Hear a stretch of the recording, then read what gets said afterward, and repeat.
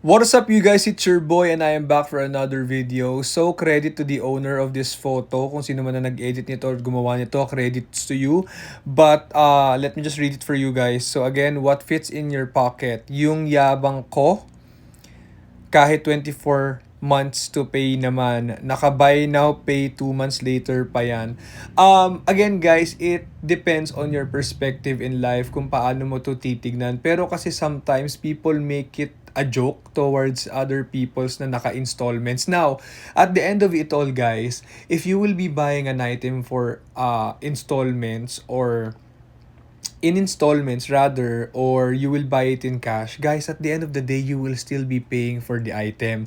The only difference is that may mga taong kayang mag-cash, willing mag-cash ng ganong kalaking halaga, and may mga taong hindi naman willing mag-installments. Ako guys, I personally buy my gadgets in installments. It is because sulit kasi, and I put the whole amount of money to a digital bank where you're paying the same amount, you're holding your money, you're putting it on a high yield savings account, and while you're paying your way out to fully pay the item, kumikita pa yung pera mo sa digital bank.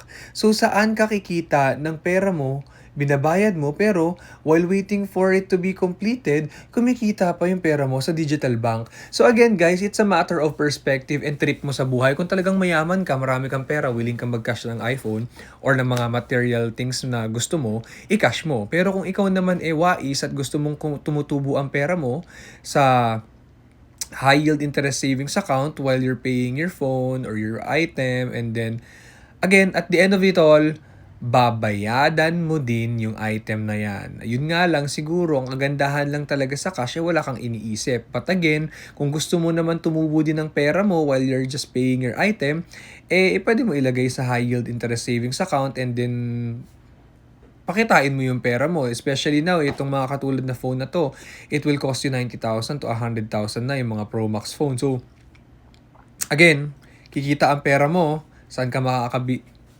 makakuha ng ganun. But again, I know it's a joke. Sometimes people throw at someone. Pero again, at the end of the day, be smart, live smart, and do whatever it takes for you to be financially stable. Yun lang.